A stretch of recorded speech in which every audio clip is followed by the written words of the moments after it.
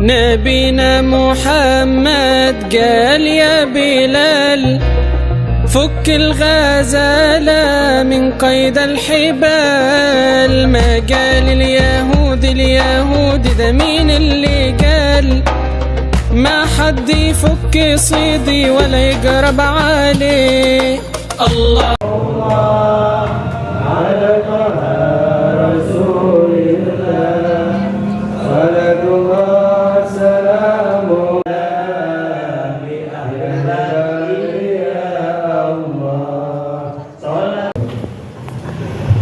وآياته المتكاثرة والصلاة والسلام على أهل الدنيا والآخرة سيدنا وحبيبنا وشفيعنا وقرة أعيننا ومولانا محمد وعلى آله وأصحابه العام أنزل الزاهرة أما بعد.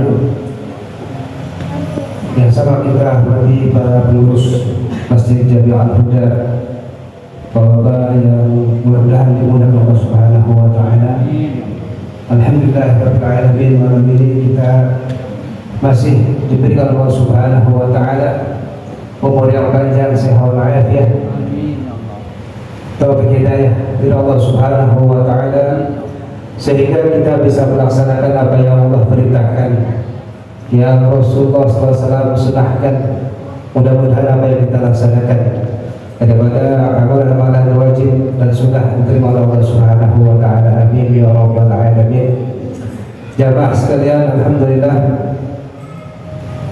kita sudah sama tahu bahwasanya bulan Ramadan adalah bulan yang mulia, bulan yang penuh dengan berkah, bulan ampunan, bulan yang dimana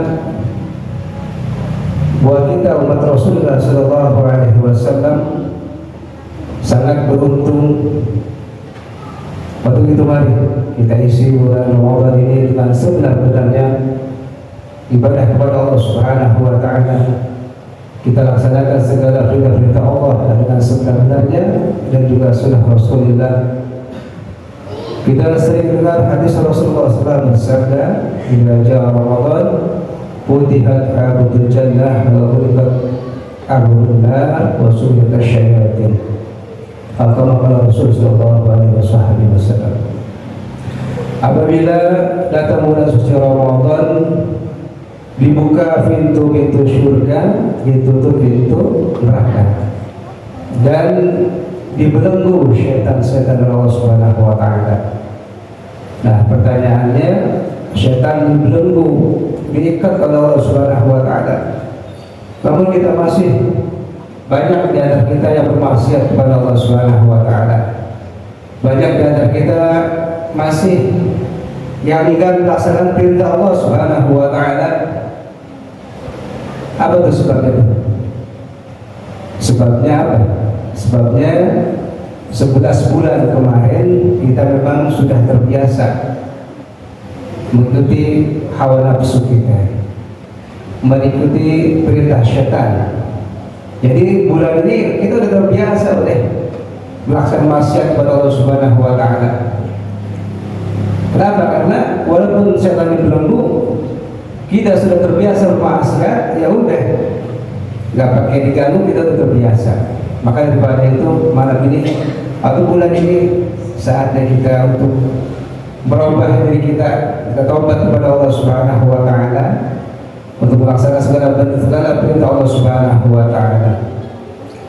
Bulan Ramadan kita tahu bahwasanya bulan di mana ahli kubur diringankan oleh Allah Subhanahu wa taala azabnya. Oleh karena itu kita nggak boleh tuh untuk bertakbir sebelum waktunya. Kenapa? Karena disangka Ramadan udah habis, ahli kubur yang sedang diazab kaget, wah udah selesai nih, diazab lagi yang diazab. Ya, maka kita nanti waktunya kalau takbir. Dan juga bulan Ramadan adalah bulan di mana kita selalu dapat istighfar daripada malaikat. Malaikat Allah Subhanahu wa taala, kita diistighfarkan, dimintakan ampun oleh Allah Subhanahu wa taala. Maka daripada itu kita jangan sia-siakan. Kita sering dengar Rasulullah SAW bersabda, atau riwayat yang dimana Rasulullah SAW pernah suatu kali sebelum berkhutbah naik mimbar, beliau mengucapkan amin 3 kali. Tangga pertama mengucapkan amin, tangga kedua mengucapkan amin, tangga ketiga mengucapkan amin. Maka setelah berkhutbah, Rasulullah SAW ditanya oleh para sahabatnya tentang mengapa Rasulullah SAW mengatakan amin. Maka Rasulullah SAW menjawab, menjelaskan kepada sahabatnya bahwasanya ketika aku akan menaik tangga pertama, datang malaikat Jibril kepadaku, lalu dia menundukku untuk mengucapkan amin. Wahai aminkan, wahai Muhammad aminkan. Apa? Jibril berdoa. Malaikat Jibril berdoa. Apa doanya? Kata malaikat Jibril, wahai Muhammad, celaka orang yang masuk bulan suci Ramadan namun dosa-dosanya tidak diampuni oleh Allah Subhanahu wa taala. Nabi mengucapkan amin. Yang berdoa siapa nih? Yang berdoa adalah malaikat yang paling mulia, pemimpin para malaikat, pada Jibril alaihissalam. Yang mengaminkan makhluk yang paling mulia, manusia pilihan Allah, Rasulullah sallallahu alaihi wasallam. Tentunya pasti akan diterima. Jadi celaka nih orang yang masuk bulan Ramadan namun dosanya tidak diampuni oleh Allah Subhanahu wa taala. Di bulan Ramadan orang pada puasa, dia nggak puasa. Kita lihat mungkin sehari 2 hari terasa nih bulan Ramadan, tapi lihat 3 hari 4 hari di terminal, di pasar, baru udah pada lebaran. Iya, pada merokok sembarangan, pada makan, warteg pada kelihatan kakinya doang. Nah, itu bermaksiat kepada Allah Subhanahu wa taala. Naudzubillah. Ya. Kan kita sering dengar tuh hadis yang Rasulullah SAW katakan, "Idza taraka rajulu faridatan wahidatan muta'ammidan kutiba ismuhu 'ala babin nar, fulan la budda min dukhulin nar." Atau kata Rasulullah sallallahu alaihi wasallam. Apabila seseorang, baik itu laki-laki atau perempuan, dia menjalankan satu kewajiban, tidak melaksanakan kewajiban satu, baik itu sholat, puasa satu, tanpa uzur, sengaja-ngaja ditulis itu namanya di pintu api neraka. Naudzubillah, subhanallah. Kalau sudah ditulis pasti akan masuk. Ini selalu kita ulang-ulang nih. Biar buat tambih agar jangan sampai di antara kita ada yang berani menjalankan perintah Allah Subhanahu wa taala. Ya kan juga pernah seseorang nanti di akhirat ada yang sering dicambuk oleh malaikat, mencambuk dengan cambuk daripada neraka, diseret ke neraka. Ini orang kesakitan, menjerit-jerit melihat Rasul sallallahu alaihi wasallam, minta tolong kepada Rasul sallallahu alaihi wasallam, ya Rasulullah, melihat kami ini orang ini, ya Rasulullah, syafi'ni ya Rasulullah, ya Rasulullah, tolong aku ya Rasulullah, berikan aku syafaat ya Rasulullah. Rasulullah melihat umatnya sedang digebukin, angkat tangan, pengen nolongin, namun ini malaikat yang gebukin ngomong sama Nabi, wahai Rasulullah, inna khasmahu Ramadan. Wahai Rasulullah, ini orang nih musuhnya Ramadan, yang memberatkan dia Ramadan. Maksudnya apa tadi? Di bulan suci Ramadan dia tidak beribadah kepada Allah Subhanahu wa taala, malah dia berbuat dosa. Rasulullah tadi yang tangannya begini, ngebalik. Ya, ana dari man khasmahu Ramadan. Ana lepas tangan. Ya, buat orang yang musuhnya Ramadan. Rasulullah sendiri gak bakal mampu, gak mau, gak bisa nolongin orang yang di bulan suci Ramadan dia bermaksiat kepada Allah Subhanahu wa taala. Naudzubillah, subhanallah. Yang kedua, secara singkat, doanya malaikat Jibril alaihissalam yang diaminkan oleh Rasulullah sallallahu alaihi wasallam, wahai Rasulullah, celaka orang yang masih ada kedua orang tuanya atau salah satu daripada kedua orang tuanya namun tidak bisa memasukkannya ke dalam surga Allah Subhanahu wa taala. Maksudnya apa? Maksudnya ini adalah orang yang enggak berbakti kepada orang tua. Mustahil orang yang enggak berbakti kepada orang tua masuk surga, artinya begitu. Nah, kunci kita bisa berbahagia di dunia dan akhirat adalah berbakti kepada orang tua. Maka beruntung nih yang masih ada orang tua. Ya, beruntung sekali. Ayo senangin orang tua. Senangin orang tua, kita akan senang hidup kita, baik dunia maupun di akhirat. Kalau kita mau susah, susahin orang tua. Alhamdulillah. Bantu orang tua, kasih duit yang banyak, pokoknya senengin aja udah. Insya Allah kita akan hidup senang di dunia. Jangan kita nyenengin, jangan kita bantu orang tua, kita pandang kedua orang tua, salah satu orang tua, mukanya, wajahnya kita pandang nih, dengan penuh rahmat, dengan penuh cinta, dengan penuh mahabbah kepadanya, kita pandang tuh orang tua. Apa pahalanya? Pahalanya kata Nabi itu mendapatkan haji mabrur makbul. Tuma min rajulin yanzuru ila wajhi walidayhi nazratan rahmah illa kadallahu lahu biha hajjan mabruran, hajatan mabruratan makbulatan. Kalau Rasul sallallahu alaihi wasallam, tidaklah seseorang yang memandang wajah kedua orang tuanya dengan penuh rahmat, penuh cinta, melainkan Allah Subhanahu wa taala pandangan tersebut Allah jadikan yaitu apa? Pahala haji yang makbul, yang mabrur. Oh, Masya Allah. Maka jadi orang tua kita ajak, katanya kata Rasulullah Somad begitu.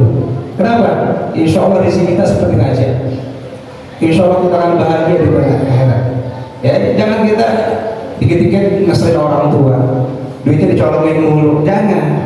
Orang tua senengin, ya. Nah kita yang jadi orang tua bagaimana? Yang udah meninggal, pasti orang tua udah meninggal dunia. Ya, dan salah satunya adalah kita doakan.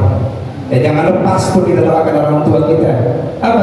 Setiap sholat kita bacakan doa bisyuri wa hidayah warhamhuma kama rabbayani. So kita minta ampun kepada Allah Subhanahu wa taala orang tua kita. Kita juga punya anak. Ya, kalau kita berbuat seperti itu nanti anak kita pasti akan berbuat seperti itu. Jangan juga kita lengah nih, kita punya anak. Ya, zaman sekarang yang kita perhatikan pendidikan umum. Pendidikan akhirat yang diperhatiin, asal-asalan, hati-hati. Kan kita sudah dengar doa ayat Al-Quran, ya ayyuhalladzina amanu qu anfusakum wa ahlikum nar. Wahai orang beriman, jagalah diri kalian dan keluarga kalian daripada apa? Api neraka. Wa quduhan nas wa hijarah. Itu bahan api neraka itu, ya. Bahan bakarnya adalah manusia dan batu-batu. Alaiha malaikatun ghilazun syidadun la ya'sinallahu ma amarahum wa yaf'aluna ma yu'marun. Mereka malaikat bengis-bengis, kasar-kasar di dalam neraka nih. Enggak bakal membangkang perintah Allah, enggak bakal membangkang perintah Allah. Disuruh nyiksa udah. Kalau di dunia kita pas penjara umpamanya, polisi kita kasih duit juga aman kita. Tapi di akhirat apa coba? Ya, amal kita yang kita harus bawa. Tuh, ya. Makanya dalam satu riwayat dikatakan asyadul adab yaumal qiyamah man jahila ahlahu. Sekeras-keras azab nanti pada hari kiamat adalah orang yang menelantarkan anaknya. Maksudnya apa? Maksudnya adalah dia nggak memperhatikan pendidikan anaknya. Ya, anaknya nggak dikasih pelajaran agama. Masukin madrasah, datengin guru ngaji biar bisa baca Al-Quran. Kembalinya pada diri kita tuh, buat orang tua dan buat dia juga. Tapi orang tua kebagian nanti. Ketika meninggal dunia, siapa yang bacain Al-Quran kita? Siapa yang bacain Yasin kita buat kalau anak kita? Orang paling ya sehari sampai 7 hari udah lupa. Tapi kalau anak kita insya Allah sampai dia masih hidup, kalau dia kita didik agama, ngalir terus pahala buat guru kita, insya Allah. Ya, untuk itu jangan lengah. Kita didik anak-anak kita untuk kenal agama. Ya, jangan sampai kita punya anak, naudzubillah, nggak bisa baca Al-Quran, nggak ngerti agama, nggak ngerti sholat, nggak tahu Nabi kita, naudzubillah, belangsang kita nanti ke akhirat. Jangan sampai seperti itu. Yang ketiga terakhir, doa malaikat Jibril alaihissalam yang diiman oleh Rasulullah SAW apa? Ya Rasulullah, celaka orang yang disebut namamu namun dia tidak bersolawat kepada kamu. Nah ini kita mau disuruh untuk bersolawat kepada Rasulullah SAW. Banyak sholawat ya.